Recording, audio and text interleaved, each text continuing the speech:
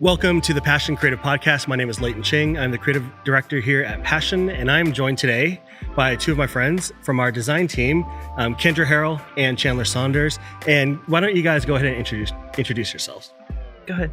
Oh, I knew you were going to do that, Chandler. Hey, everybody. My name is Kendra. As Leighton said, I've had the pleasure of being on our Passion team for a little over 7 years. Wow. It's been awesome. Right when I started, it was just me and Leights. Yep. So came on, my husband and I were attending Passion City Church, and through Passion students, Leighton and I met, and the team was growing, and I was like, yeah, I'd love to be a part. Came on as a graphic designer, and now I'm helping lead the design team, and it's been fun. Awesome. So awesome. Hey guys, my name is Chandler Saunders. I'm the art director here at Passion, and I've been on the team just over 3 years, so in my 4th year now. Studied at SCAD, which we kind of have that in common. Both studied at SCAD here in Atlanta, and love being on the team. Super excited about our conversation today. That's cool. So you gave a little bit of your backstory of how you came to Passion, but maybe elaborate a little bit more of how you joined the team, what it looked like when we began. Yeah, man. So through serving, I think at Passion 2014, we got connected a little bit further, Leighton and I, through the host team. And you were like, hey, let me know if you're interested in joining our team one day. And I was like, actually, that would be awesome. And months later stepped in. And at that time we were on the Six Steps team, which was really cool. We were able to support our artists in that way and also help with our church, which was such a baby then. It's so crazy to think about what God has done in just 7 years. Just one location, just moved into our 515 location in Buckhead, Atlanta. And it was just really getting up and started. One of the first projects I worked on, I remember you being so proud of me, was a map for Passion Kids. Yeah. And that was it. It was really cool. It was like just this little map to show which tent direction you go to. Designed it in Illustrator. That was like the first week.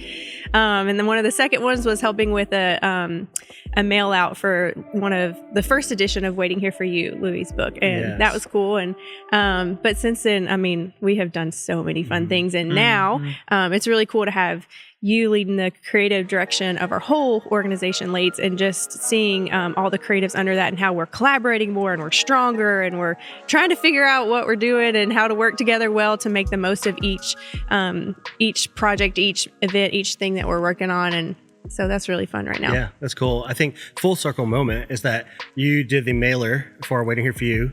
Yeah. While you were kind of first new to the team. Yep.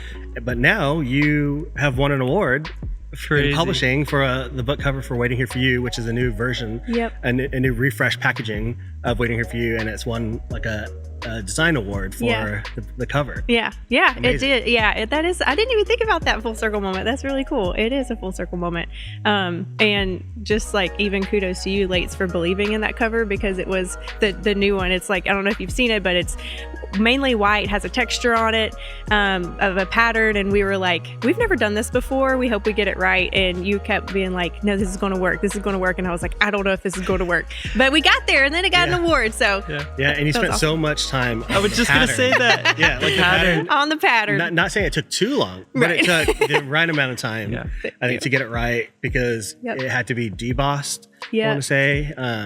Certain portions had to be customized to make the debossing and embossing work right. So it was a custom-made pattern, little snowflake abstract pattern. Little gold foil. Little gold foil at the bottom. But it's really like one of my favorite resources, just as a person that wants to make sure my Advent journey is not taken up by the busyness of holiday season or whatever.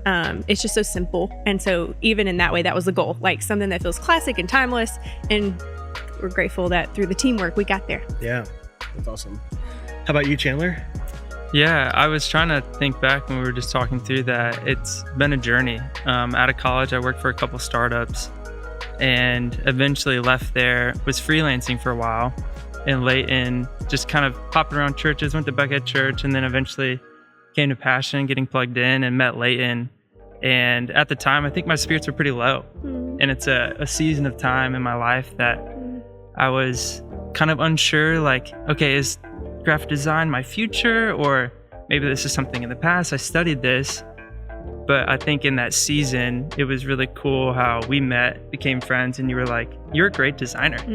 And I believe in you to become even better designer. So that friendship turned into me contracting for a little bit, working on some crazy projects. I was thinking back, I think one of the first projects I worked on was little lunch box cards. I knew you were Do you gonna remember say that? Yeah. For indescribable kids. And that took forever. Yeah. And I didn't enjoy it. That's why But- we asked you to do them. So we didn't have to do it. Yeah. But I think I just enjoyed being around the team.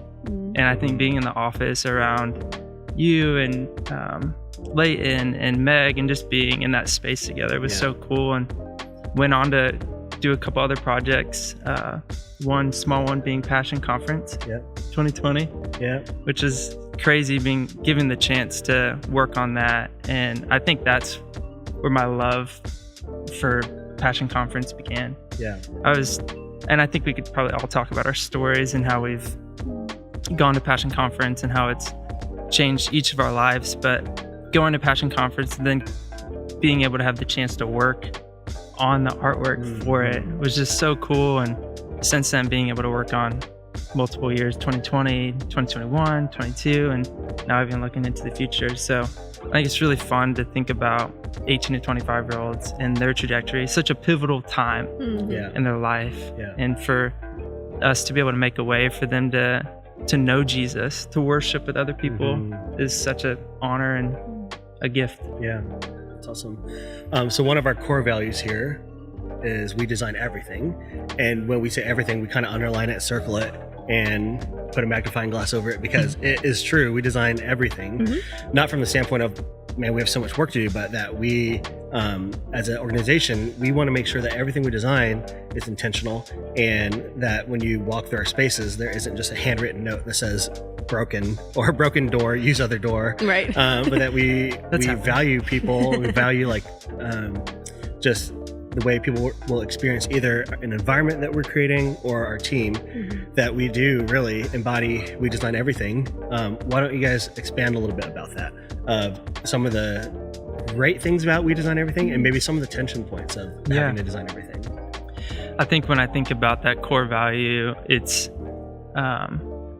yes, we design everything, but we give different things more leverage or more importance than others. And I think importance maybe isn't the right word, but effort. Yeah. And, you know, some things we take 5 minutes to do, and then other things we pour 5 hours into it. But each thing is designed, regardless of what it is. And I love how you mentioned like signage in our building. And that, I think it stems down from our pastors, Pastor Lou and Shelley. They love spaces. They love architecture. They care about every detail of our house. And I love even thinking about that, how we call it a house. And, you know, when you're building out your space for your home, you want it to feel great. And you want it to feel welcoming for people to come in and feel like, okay, this is a place I can spend time in. This is a safe space. And I think with their leadership and guidance and their vision, it's just opens the door up for us to be really intentional with design. Yeah, I think I love that you mentioned how that vision trickles down from the top. Like, that's exactly why we design everything is a core value, and why it's so important to us. And it's really awesome being able to have that kind of weight on what we do, and that kind of like attention, and being told like we care about this very much. And so what do you need to succeed? How can we help in that? One of the best ways that I learned we design everything in like a practical way actually has nothing to do with like being a graphic designer and being behind a computer. But like years back, walking through the office, I was headed to a meeting that I knew Louie and Shelley were coming to as well, and I was a little bit ahead of them. And I walked through our team space in our office, and I remember being in a hurry. I was kind of like walking fast, and I saw a crumbled up piece of paper on the ground, and it just caught my eye, and I kept going.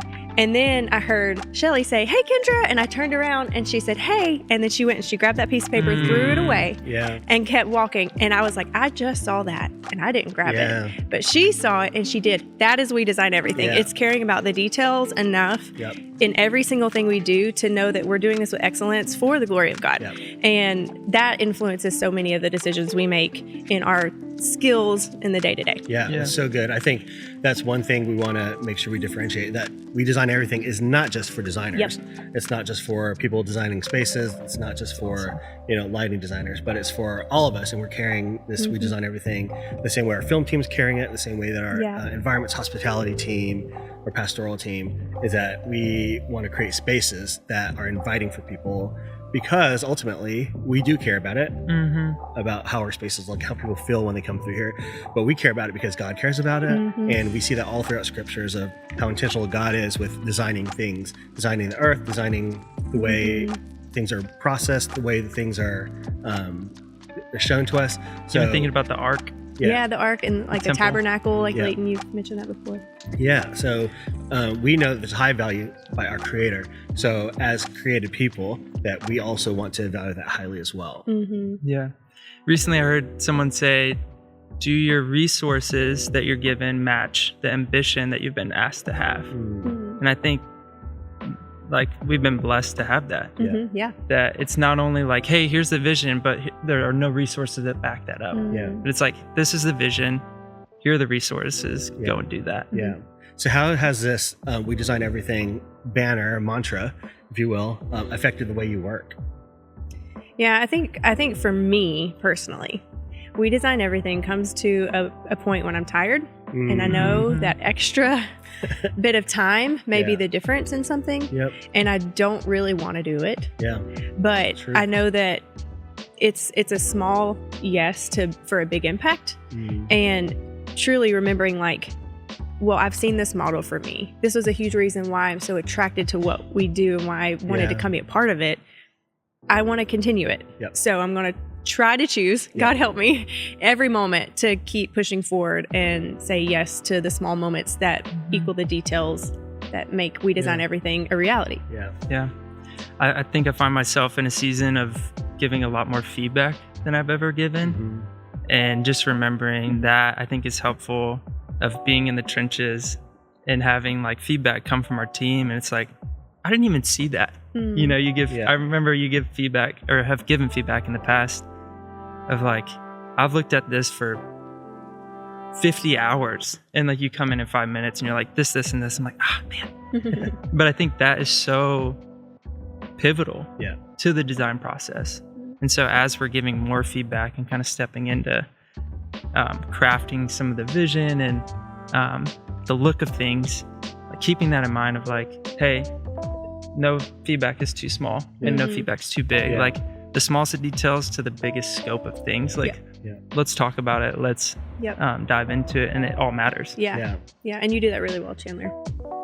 So we believe in generational leadership, and not just being the ones who are going to take all of the load and carry it, but we want to look for people who are coming behind us and help build them up, and even people behind them. I think it's important to look not just to the next person, but to the next person after them. Yep. And we've all been in that position before of being the one who is helped raised up by others in front of us. What does that look like for you guys? Yeah. I think something that comes to mind is we are in the beginning stages of getting our design door holder team off the ground. We have had a photography door holder team for a couple years now, and we have seen so much creative community in these people. We see their hearts and willingness to serve and want to serve God in our church and use their gifts to do so. And it has been amazing to pour into them and say, yeah, here's an opportunity. Go do that. Love, you just crushed that. Here's something else. And just to believe in them, and just even the growth we've seen in years. I mean, there's so many names of people that come to mind that started and had no event photography experience. Just were they wanted to serve. And we were like, cool, you're welcome to serve here. We would love to have you. And jumped in and now have been leading in huge ways in our photography team, in our church, and in the event photography world, even on in their own way. And so it's amazing to see what can happen when you're believing in them. And we're we're also excited about that for our design door holder team, which there's so many unique skill sets in design. Like you have to be really, like one thing we're doing right now is we're trying to say like, what is your niche? Like what exactly do you want to do in design? Some of them are more illustration heavy, some are more type-based, some are just like layouts, some social media. And so making sure in those ways, in the ways where they feel excited and energized, we're saying here's an avenue in which you can serve your church, you can serve Jesus with that skill set, and just listening and putting them there. And then honestly, it's humbling, like as a leader, to be able to watch them do that. It's just amazing to be a part of that journey. Yeah, I think Kendra leads our design door holder team and really built up the photography door holder team, which is amazing. And I'm really even just encouraged hearing that, of seeing the people around you, whether it's in church or wherever you're at, of like, if there's a young person, to pour into them and spend time. And I think a lot of that is creative, but it also is just listening, like creating space to be around people, listen, see what they have to say, and creating that space. Yeah. And then just one more thing on that is some of the reason that we have felt so cared for in our from our leadership is because of the intentionality and love from them. And so we always try to make sure that with our door holders, our volunteers, we are connecting with them in a way that is not like about the product they're producing, which is definitely like special and significant and going to be used by God, but more so like, how is your mom? I heard that she went to the hospital last week. Like, no, let's pray for her right now and talk. And it's discipleship. And that is the most important thing.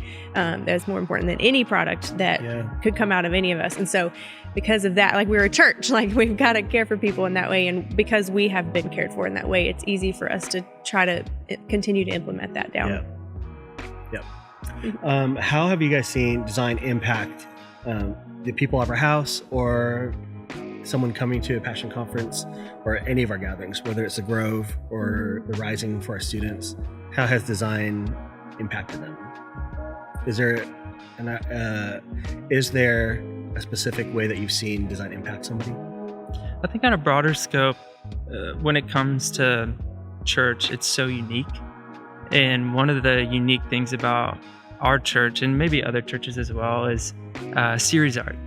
We come around different series in our house, and I think for us that's like a checkpoint or a mile marker in people's lives of you kind of forget the year, but you remember the series of like, I remember like LG talked about this, and this series, the comeback stood out to me, and my life changed. And so it's less about like, in 2015, my life changed, but it was like this series. And people, I think, can visualize it. Yeah, that series is attached to a visual, which resonates with the human mind and the human heart. And so I think it's a broader scope, and I'm sure if we asked a ton of people of our house, hey, what is a series that stuck out to you? They would start describing, it's orange and it has a C. And it's like, for us, we're like, oh man, I wish I did that a little different, or that texture feels dated. But I think it's kind of resonates with people.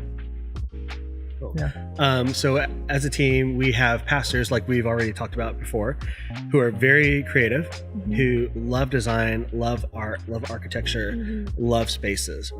That could be a blessing and a curse. It could be both, because on one end of the spectrum, we have leaders who really value creativity and art and design, and it shows by, like, even just if you are not listening to the podcast and if you're watching it, we have this gigantic LED screen behind us, and it's here because we value creativity and just showing different ways to talk about and portray the gospel, even in our staging. So we put money and effort into things like this because we value it. The other end of it is that because they do value design and creativity, is that sometimes we have to try to reach for the next level, and sometimes we need to try to, like, not outdo ourselves, but just try to be very excellent in what we do, and sometimes we don't always hit the mark. Let's talk about some of the tensions of that, of not the expectations that they put on us, but maybe the expectations we have on ourselves, or as a team, of having pastors who care about creativity and love it, but also having pastors who care about creativity and love it, which kind of puts us into a place of, we need to step it up. We need to, come with stuff. Yeah, man, this is so close to my heart, this particular conversation. When I first started, I'd say the first 3 years, I was just like so bound up by fear and anxiety that I wasn't doing good enough, wasn't missing mark. If something didn't like get picked, then I failed that day. And through your leadership, Leighton, through counseling, honestly, through like some just being honest with myself and spending a lot of time with Jesus and remembering my identity, my calling, that I do feel called to be in this role, in this place, in this time. Remembering all those things has reminded me that like, because of that, I have a seat. And so I have something to offer. And just releasing that holding everything too tightly. Art is so difficult because you make it on your own or collaborative or whatever, and then you release it to the world for feedback, and it is vulnerable and it is hard. But I've really learned to let go of that a little bit more and instead define success by how I'm listening to the Lord as I'm working and how I'm like going to that extent of what I think is the best thing I can do, making something I'm proud of, making something I know I've tried my hardest on it, and then releasing it and truly like being like, okay, that is all I can offer in this, time for feedback. And then when I receive it, not taking anything personally, but instead remembering to trust our leadership, trust their vision, because so many times I've seen how I didn't understand a certain decision about art, but then later, weeks later or months later, I see it played out at the event or at the thing. And I'm like, oh, that is so much better than what I would have done. And so just remembering that, that's why we are listening to our leadership in that way and really just trusting it, even though we don't understand. It has been like in a very good way, humbling to say, oh, I'm so grateful to be a part of this story. I'm going to start playing my role, work hard, release it, work hard, and release it, and work hard and release it. And through that, things are getting done. That's great. I think one thing I want to touch point on it is that you mentioned calling. And I think sometimes in today's day and age, we kind of mix up that word, calling. And I think there's a misunderstanding of that. It's just something I've been processing through and just thinking about, that we aren't necessarily called to be designers. You know, that's just something we happen to do. I feel like if we feel called to Passion City Church and to help steward this vision, that we're called to help build a church, and design is a vocation, and that's two separate things. And I think sometimes we mix it up and we combine it into the same thing, or sometimes we flip it and think that our calling is a designer and our vocation is maybe just working or being part of a team, but it's actually that getting paid to design at Passion is not a calling. Because Kendra, I think in the same way you could be serving on our students team and still accelerate the telling of the gospel through the way that you would lead student groups and that you would lead family groups in the same way that God has put on your life to share his story. Right. And Chandler, you could do the same thing. You could hold a camera on the production team, and the paycheck. You don't want me to do that. That's what I've heard. But you could have a different vocation and still have the same calling. And I think that's why I think we have a great team, that we all know that the calling here is not necessarily our individual jobs of what we can contribute to our team. That's just part of it. That's our vocation. And at any point, our vocation can change, but it doesn't mean our calling changes. That's beautiful. And I think I had a similar experience to Kendra first coming on the team.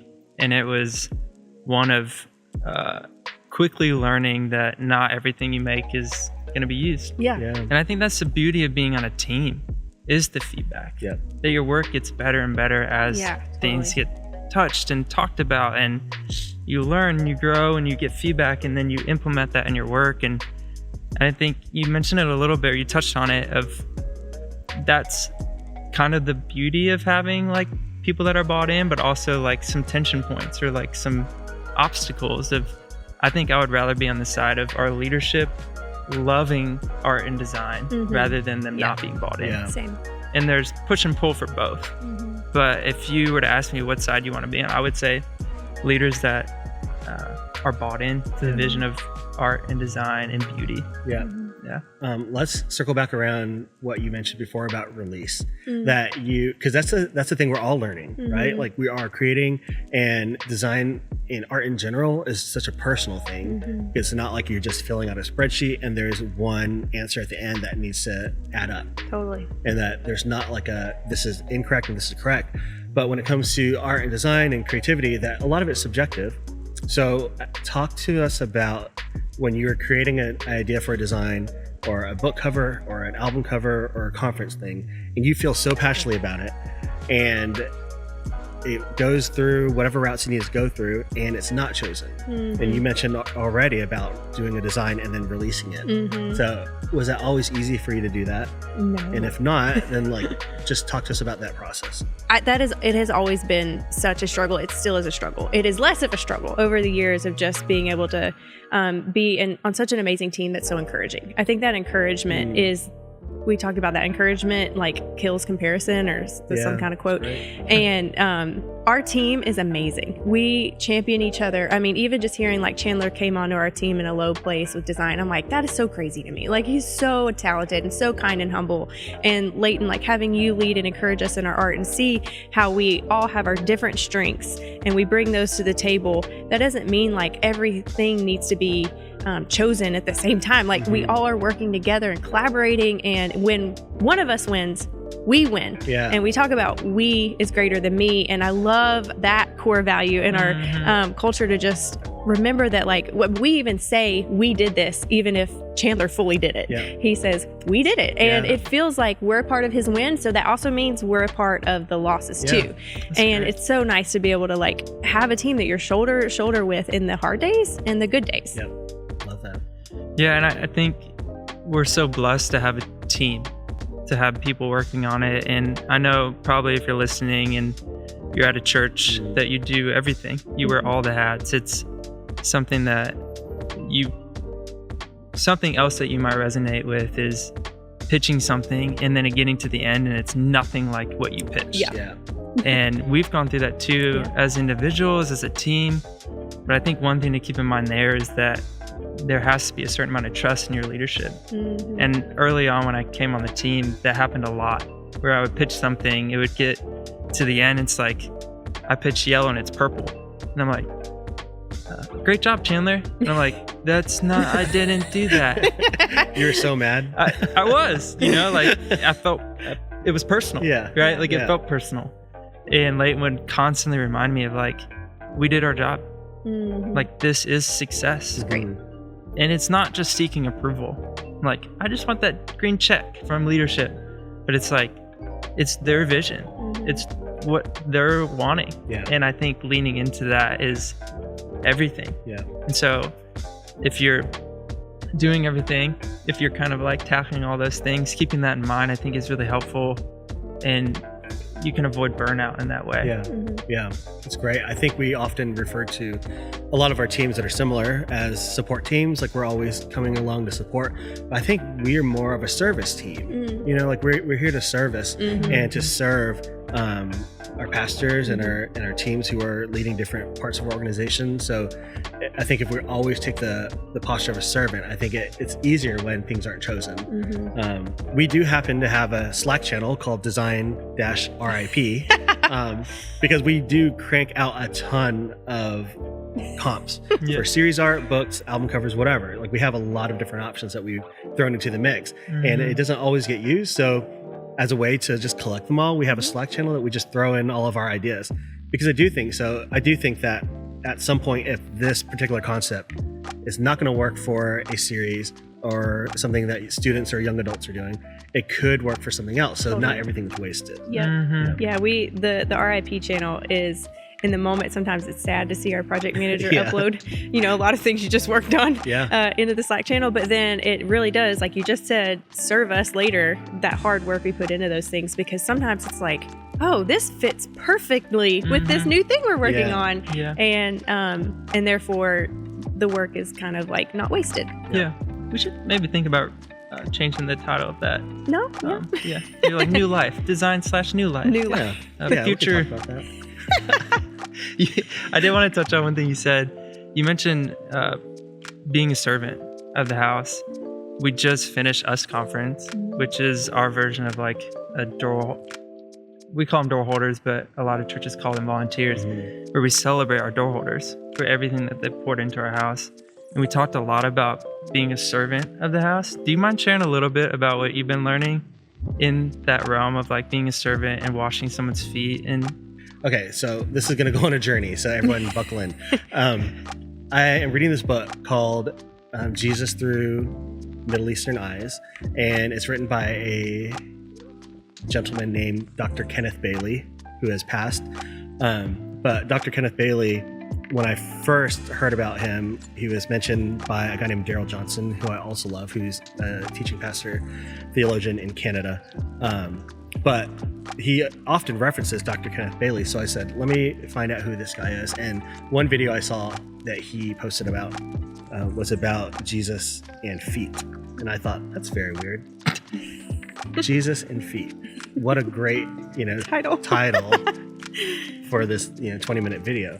So I thought, why not? So I listened to it, and man, my heart exploded when I heard about this. In that culture, in that time, it was an unheard of thing for someone to say, wash each other's feet. So even for Jesus to be the King of the universe and the most highest of all creation, not the uncreated person, the uncreated God, who is over everything, to humble himself, to not just become human, but in that culture to say, I'm not only becoming human, I'm actually going to wash your feet. You wouldn't even ask a servant in that culture to wash your feet. People would bring you a basin of water and you'd wash your own feet. And treating guests in your home is such a high value that they would place high value on making sure that you felt welcomed into their home. But they wouldn't wash your feet. They'd provide you a bowl of water to wash your feet. So just that posture of Jesus, going beyond that, not offering us a basin of water, but saying, I'm going to get down and I'm going to wash your feet with my hands, changed a lot for me as far as thinking about what a servant looks like when the Lord asks us to serve each other, because he modeled it. Yeah. He did the worst of the worst, and in that society, nobody would ever have expected him, and they're probably just so taken aback by that, the nature of even saying something, but then again going beyond that and doing it. So I think that reframed a lot for me of what it looks like to be a servant. That's so good. What I love about that, and I actually haven't heard that before, so thank you for sharing.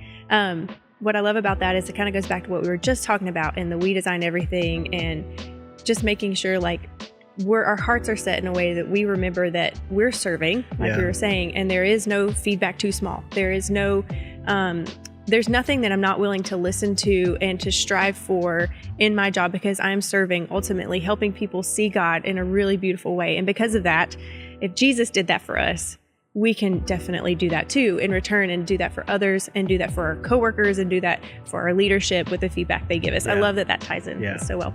That's awesome. So what would you guys say to the designer out there who is the only designer at their church, and they're listening to this podcast and they're like, that's great that you have an art director, you have a design team director, and that you have other designers working on other things, but I am the only one here in my office, and I'm actually sharing an office with 10 other people who are not doing design, and I'm responsible for carrying the weight of everything we put out, doing bulletins, doing Instagram, doing mailers. How would you encourage them, or how would you encourage them to stick it through? I don't know if that's the right phrase, but stick with it. How would you encourage them? Yeah, I think I would first say you're doing a great job, and it's hard. I think working in ministry for 3 months or 3 years, or in your case 15 years plus, I think it's hard, and it's a journey. And I think as you're wearing those hats, you're doing a great job, and it's not easy. So that's the first thing I would say. I think the second thing is not being afraid to ask for help. And I think as our society grows and our culture seems to be like leaning more towards the arts, and big businesses kind of lead the way in this, but as they value brand more, I think it kind of trickles down into different facets of culture, that your leaders are probably more inclined to hire in the creative departments than you might think. And if you're not asking, then I don't know if they know. Yeah, that's great. And I think one practical thing that we do on our team is track our time. And it kind of seems silly. No, that's good. But it's a really easy way to not just be like, hey, I overworked this week. I need help. But it's saying like, hey, I spent 6 hours this week on our kids team. I spent 30 minutes on this team. I spent 40 hours on this team. Right. And being able to go to your leadership and say, this is how I'm spending my time. I think there could be maybe a part-time role that we could fill here. Yeah. How do you feel about that? Could we contract someone to do some of this work? Or maybe eventually it's like, hey, I would love to have someone that I could pour into, and let's hire someone else. So I think those are some practical steps that you can take to get more buy-in from your leadership, because you'd be surprised. I bet they're all about helping and leaning into you. Yeah, you mentioned asking for help, because I think for about 8 years of my time here on staff, I felt overworked, and I felt like I was going home and working and crying. I'm kidding. I just went home and worked a lot and worked in the office a lot, and nobody knew that. And when I finally went to people and I said, hey, I need help. Like I'm feeling like I'm overworked and I'm doing all this. And I think one of the responses, graciously, they said, you never told us, So I think it's a lot of it is on us as well to ask for help and to just make it known. And I think it's great advice. Yeah. I don't know if you want to talk about this, but even thinking about our door holders, our design door holders, or photography and some different things just coming to mind of leaning in and helping. Yeah, I think it's so important to not feel alone.